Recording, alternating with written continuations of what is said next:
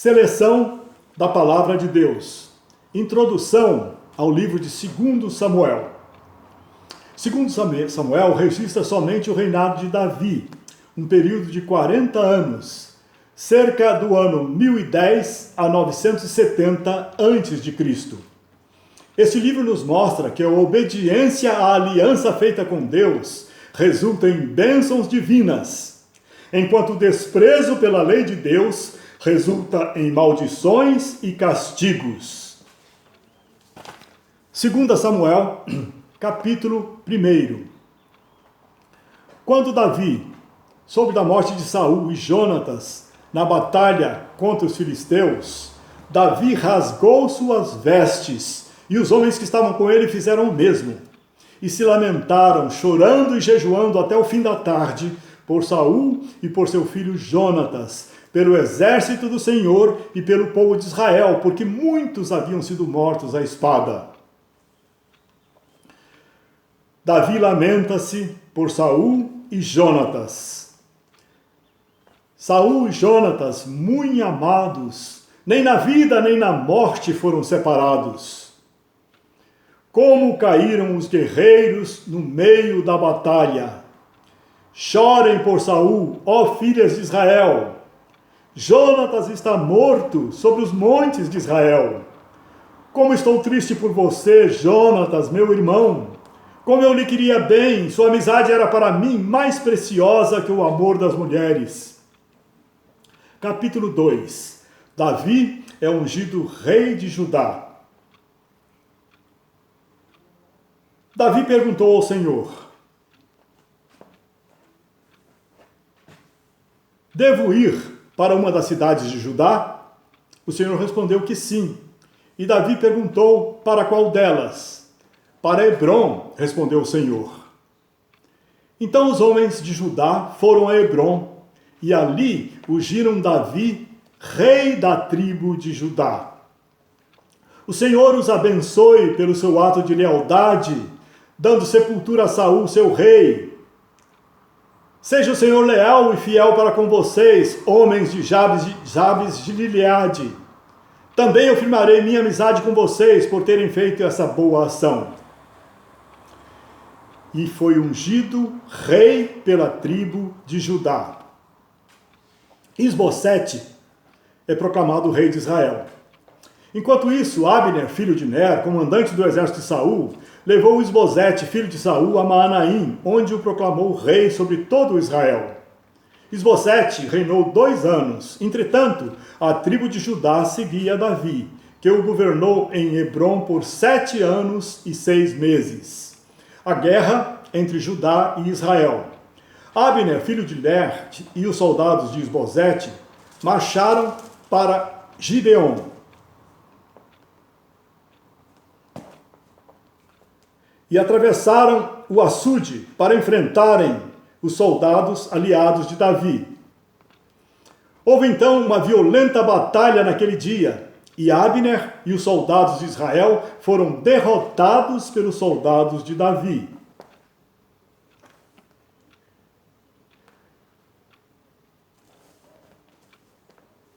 O derramamento de sangue tem de parar, disse Abner a Joabe, que o perseguia. Não vê que isso vai trazer amargura? Quando é que você vai mandar o seu exército parar de perseguir os seus irmãos? Respondeu Joabe: juro pelo nome de Deus que se você não tivesse falado, o meu exército perseguiria os seus irmãos até de manhã. Então Joabe tocou a trombeta e o exército parou de perseguir Israel e de lutar. Capítulo 3. A guerra entre as famílias de Saul e de Davi durou muito tempo. Davi tornava-se cada vez mais forte, enquanto que a família de Saul se enfraquecia. O apoio de Abner a Davi. Abner foi ficando poderoso na família de Saul.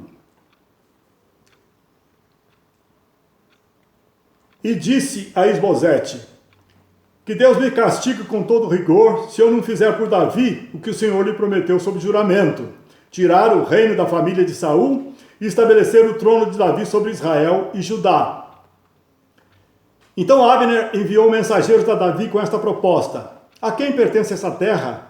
Faz um acordo comigo e eu te ajudarei a conseguir o apoio de todo Israel. Está bem, disse Davi, farei um acordo com você. Porém, só o farei se você trouxer-me Mical, filha de Saul, minha esposa. E Abner enviou esta mensagem às autoridades de Israel: já faz algum tempo que vocês querem Davi como rei. Agora é o momento de agir, porque o Senhor prometeu a Davi: por meio de Davi, meu servo, livrarei Israel do poder dos filisteus e de todos os seus inimigos. Abner foi a Hebrom dizer a Davi tudo o que Israel e a tribo de Benjamim haviam aprovado.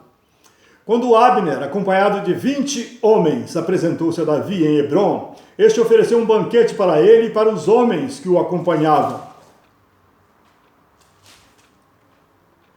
E disse Abner a Davi: deixa que eu me vá e reúna todo Israel, para que faça um acordo contigo, ó rei, e reines sobre tudo o que desejares.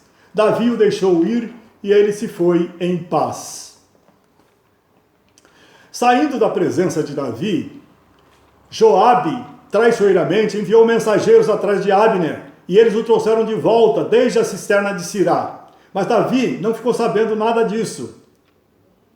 Quando Abner retornou a Hebrom, Joabe o chamou à parte na porta da cidade, sob o pretexto de falar em particular, e ali mesmo o feriu no estômago. E Abner morreu por ter derramado o sangue de Azael, irmão de Joabe. Mais tarde, quando Davi soube o que tinha acontecido, disse: eu e o meu reino perante o Senhor somos para sempre inocentes do sangue de Abner. Caiba a responsabilidade pela morte dele sobre a cabeça de Joabe e de toda a sua família. Então Davi disse a Joabe e a todo o exército que o acompanhava: rasguem suas vestes, vistam roupas de luto e vão chorando à frente de Abner. E o rei Davi seguiu atrás da maca que levava o corpo. Enterraram-no em Hebrom, e o rei chorou em alta voz junto ao túmulo de Abner, como também todo o povo. E disse Davi: por que morreu Abner? Você caiu como quem cai perante homens perversos. Deus me castigue com todo rigor, caso eu prove pão ou qualquer outra coisa antes do pôr do sol. E tudo o que o rei fazia, o povo aprovava. Assim, naquele dia, todo o povo e todo Israel reconheceram que o rei não tivera participação no assassinato de Abner. Então o rei disse aos seus conselheiros: não percebem que caiu hoje em Israel um líder, um grande homem? Embora rei ungido, ainda sou fraco, e esses filhos de Zeruia são mais fortes do que eu. Que o Senhor retribua ao malfeitor de acordo com as suas más obras. Capítulo 5. Davi torna-se rei de Israel. Representantes de todas as tribos de Israel foram dizer a Davi em Hebrom: somos sangue do teu sangue. No passado, mesmo quando Saul era rei, eras tu quem liderava Israel em suas batalhas. E o Senhor te disse: você pastoreará Israel, o meu povo, e será o seu governante. Então, todas as autoridades de Israel foram ao encontro do rei Davi em Hebrom. O rei fez um acordo com eles em Hebrom perante o Senhor, e eles ungiram Davi, rei de Israel. Davi tinha 30 anos de idade quando começou a reinar, e reinou durante 40 anos. Em Hebrom, reinou sobre Judá 7 anos e meio, e em Jerusalém reinou sobre todo Israel, e Judá 33 anos. A conquista de Jerusalém. O rei e seus soldados marcharam para Jerusalém para atacar os jebuseus que viviam lá. E Davi conquistou a fortaleza de Sião, que veio a ser chamada a cidade de Davi. Davi passou a morar na fortaleza, chamando-a de a cidade de Davi. Ele se tornou cada vez mais poderoso, pois o Senhor, o Deus dos exércitos, estava com ele. Davi derrota os filisteus. Ao saberem que Davi tinha sido ungido rei de Israel, os filisteus foram com todo o exército prendê-lo. Então Davi perguntou ao Senhor: devo atacar os filisteus? Tu os entregarás nas minhas mãos?